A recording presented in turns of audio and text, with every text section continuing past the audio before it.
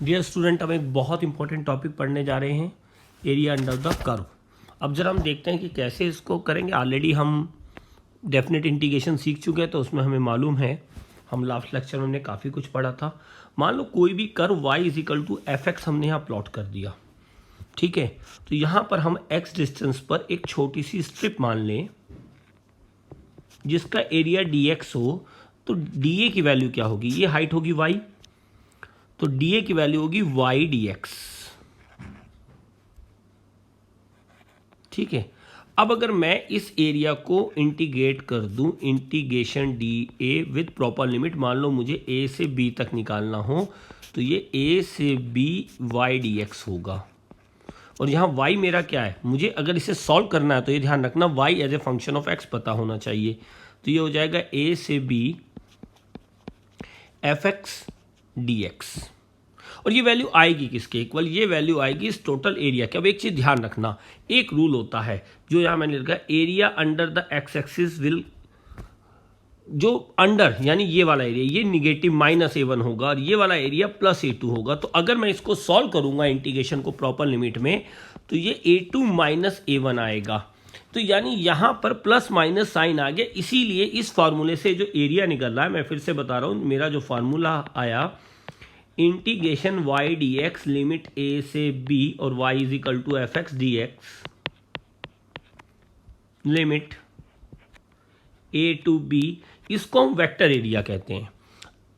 जैसे for example, अगर मेरे पास वेलोसिटी, मान लो एक वेलोसिटी का फंक्शन है as a function of t, ठीक है। तो मैं जब एफ टी डी टी को इंटीग्रेट करूंगा प्रॉपर लिमिट में, F T D T limit 0 से t, तो ये वैल्यू मेरे को क्या देगी? ये डिस्टेंस नहीं देगी, ये मेरे को डिस्प्लेसमेंट देगी।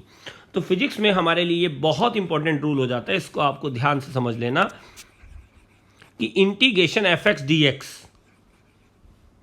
ये वेक्टर एरिया का फार्मूला होता है। इसका एक सीधा सा साइन है जो मैंने ही बताया कि ये जो एरिया अबव होंगे ये पॉजिटिव लिए जाएंगे, ये एरिया निगेटिव होंगे और इंटीग्रेट होके ये वैल्यू अपने आप नेट एरिया यानी a2 -a1 के बराबर आएगी और ये वेक्टर एरिया होगा। इसी से हम वेलोसिटी, डिस्प्लेसमेंट और जितनी वेक्टर क्वांटिटी है, इम्पल्स, वो सब इसी फार्मूले की हेल्प से निकल जाती हैं। क्लियर? अब एक और हमारी बात आती है स्केलर एरिया। स्केलर एरिया क्या है? जरा हम उस पर चलते हैं। स्केलर एरिया यानी यहाँ पर क्या होगा कि अगर जब मैं स्केलर एरिया निकालूंगा तो मैं ये डिस्टेंस लूंगा x, ये हो गई विड्थ y, तो मैं कहूँगा integration mod y dx limit a से b। तो ये एरिया यानी कि integration mod F X D X with proper limit a to b, ये फंक्शन जो वैल्यू देगा ये वैल्यू स्केलर एरिया कहलाएगी, राइट। और अगर मैं इस डायग्राम में देखूं तो ये मोड इस फंक्शन इस -a1 को इन्वर्ट कर देगा और इसका जो वैल्यू आएगी सॉल्व होके वो a1 + a2 आएगी। और इस फॉर्मूले से जो निकलेगा वो एरिया कहलाएगा हमारा स्केलर एरिया। तो इससे हम स्केलर क्वांटिटी फाइंड करेंगे। जैसे डिस्टेंस का फॉर्मूला क्या होता है?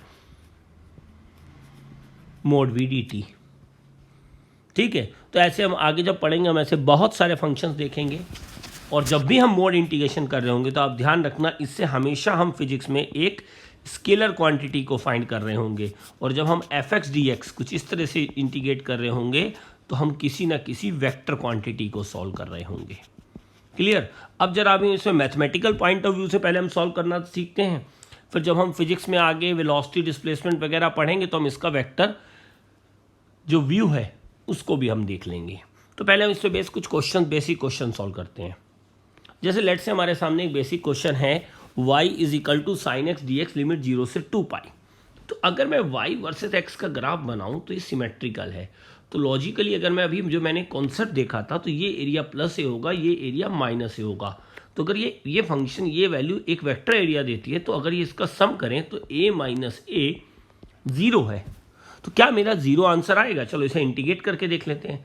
तो साइन एक्स का इंटीग्रेशन क्या होगा? साइन एक्स का इंटीग्रेशन होगा -cos x लिमिट 0 से 2π, माइनस को बाहर ले लेते हैं, cos x लिमिट 0 से 2π। जब मैं इसको पुट करूंगा तो -1 - 1 इज इक्वल टू 0 आ जाएगा, ठीक है।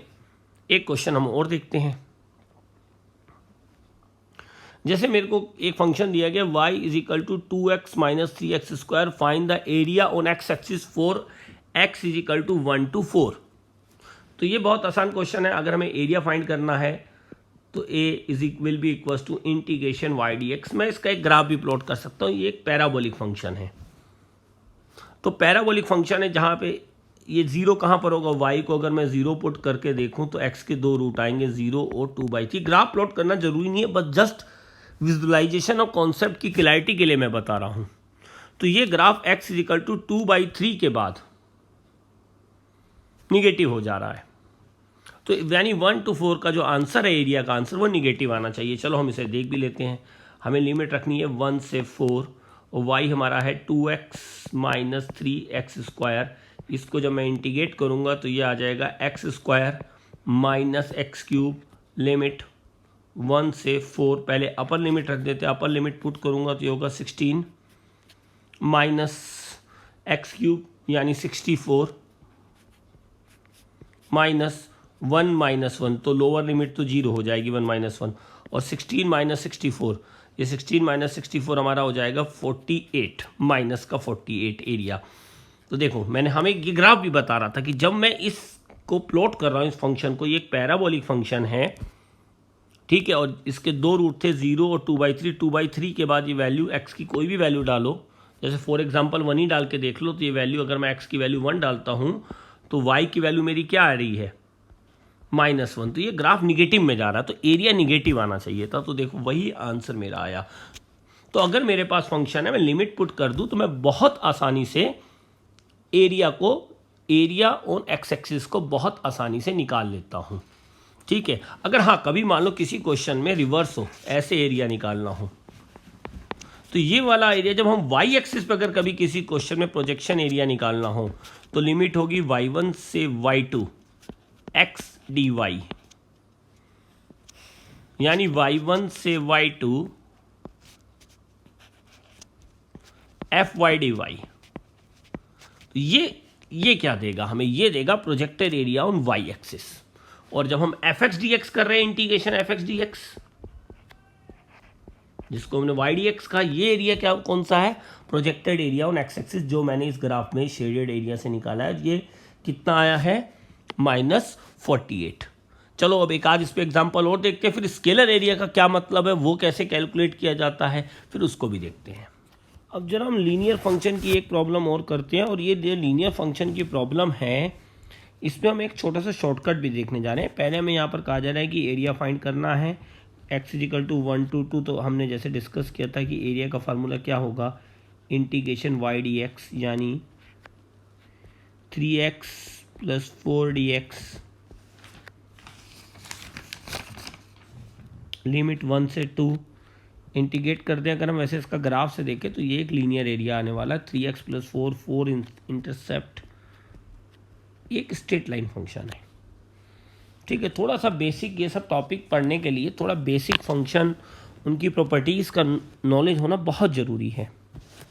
अब अगर हम इसे इंटीग्रेट करेंगे तो 3x + 4dx का जो इंटीग्रेशन आएगा, ये आएगा 3x² + 4x लिमिट 1 से 2। अब हम इस लिमिट को पुट कर दें, upper limit minus lower limit करते हैं, तो जब मैं 2 पुट करूंगा तो ये हो जाएगा 6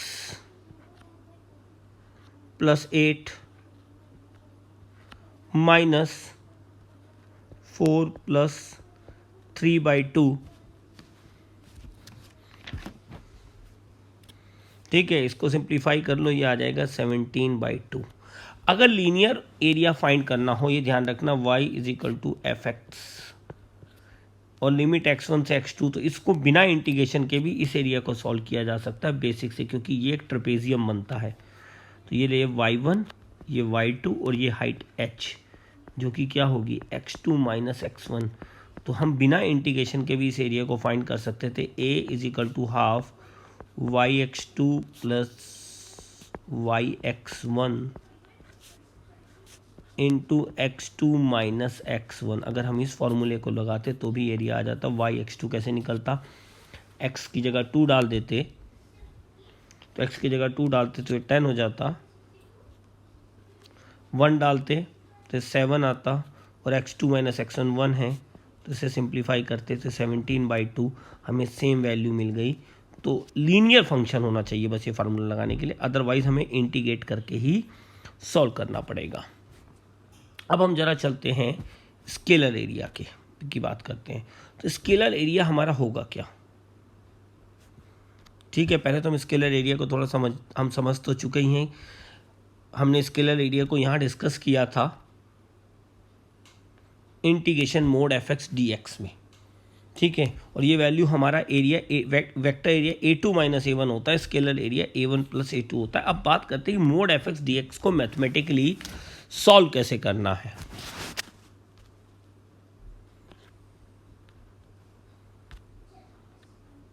देखो, इसको सॉल्व करने के कुछ पर्टिकुलर स्टेप हैं, उसको आप ज़रा ध्यान से समझ लो। मान लो हमारे पास स्केलर एरिया S डिफाइन है, mode fx dx limit x1 से x2। तो पहला स्टेप आप समझिए, बहुत आसान है, कोई बहुत मुश्किल नहीं है। सबसे पहले आप इंटीग्रेशन मोड fx dx को इंटीग्रेट कर लें, एक जीएस फंक्शन फाइंड कर लें। जैसे अगर मान लो fx साइन x होता तो इंटीग्रेशन साइन x dx, तो gx की वैल्यू आती माइनस कोस x, ये fx हो गया और ये क्या हो गया gx। मान लो fx होता x माइनस 2, तो इंटीग्रेट होके क्या आ जाता, ये इंटीग्रेट होके आ जाता x²/2 माइनस 2x, ठीक है। तो इस इंटीग्रेशन को अगर हमें सॉल्व करना है तो थोड़े से हमें स्टेप को फॉलो करना होगा। पहले आप जो है इंटीग्रेशन मोड fx dx से gx फाइंड कर लें, फिर हम बनाएंगे इस फंक्शन का वेवी कर्व। अभी मैं एक्सप्लेन करूंगा कि मैं ऐसा क्यों कर रहा हूं। स्टेप 2 में मैं इस फंक्शन का एक वेवी कर्व बनाऊंगा between x1 to x2। Wavy curve वाला टॉपिक आप पढ़ चुके होंगे मैथ्स में, और आप जानते हैं कि कैसे वेवी कर्व बनाया जाता है। तो बेसिकली हमें इसमें क्या करना होता है, वेवी कर्व बनाने के लिए हम बेसिकली fx = 0 और x के रूट निकालते हैं, ए जो भी आ जाए बिटवीन x1 टू x2 के बीच में।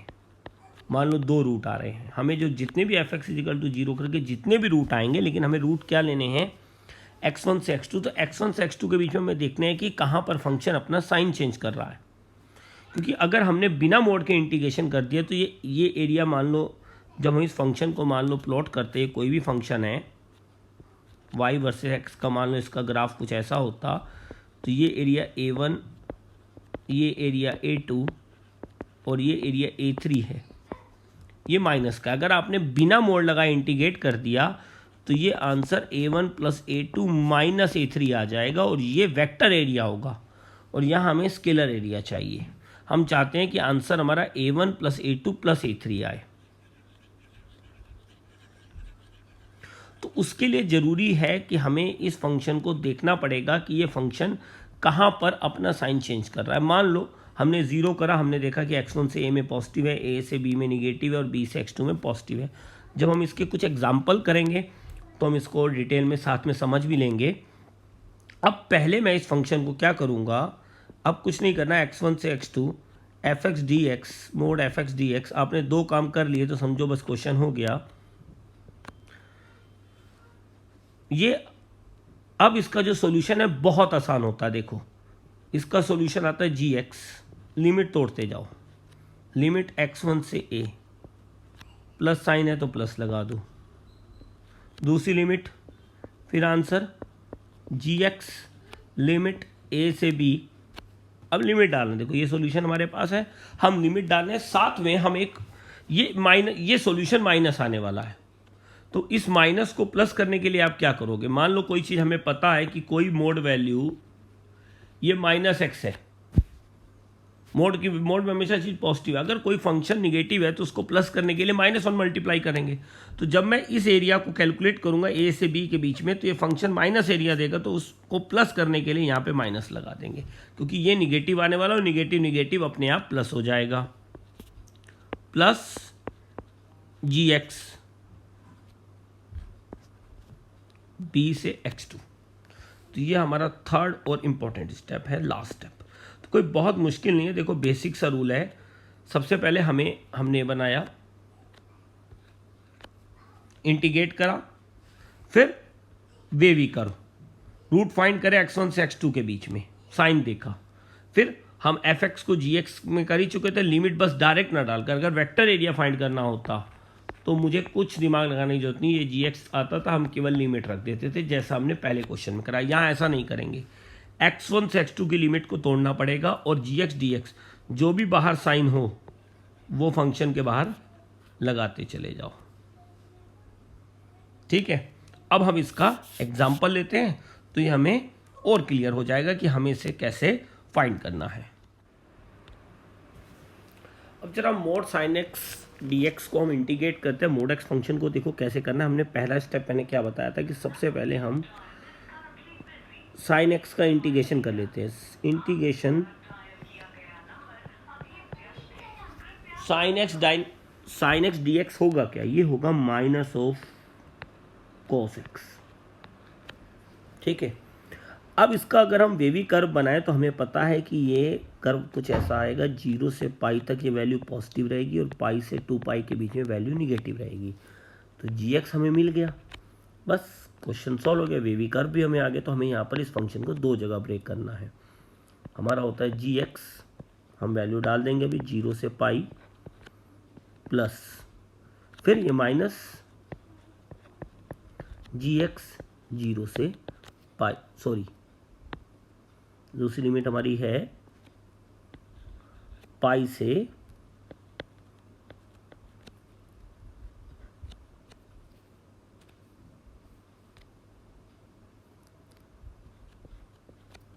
2 पाई। अब gx की जगह रख देंगे माइनस कोस एक्स, लिमिट 0 से pi, minus of minus cos x pi से 2 पाई। इस माइनस को हम बाहर ले लेते हैं, माइनस माइनस प्लस, इसे सॉल्व कर लो, फाइनल आंसर कितना आ जाएगा 4।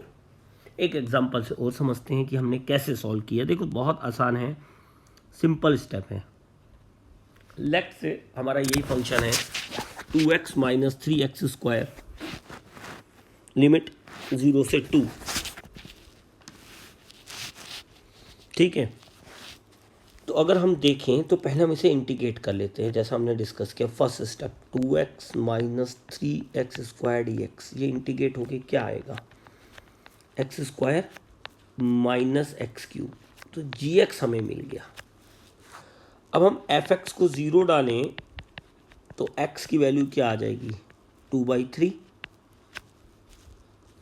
तो इसका ग्राफ बना लो।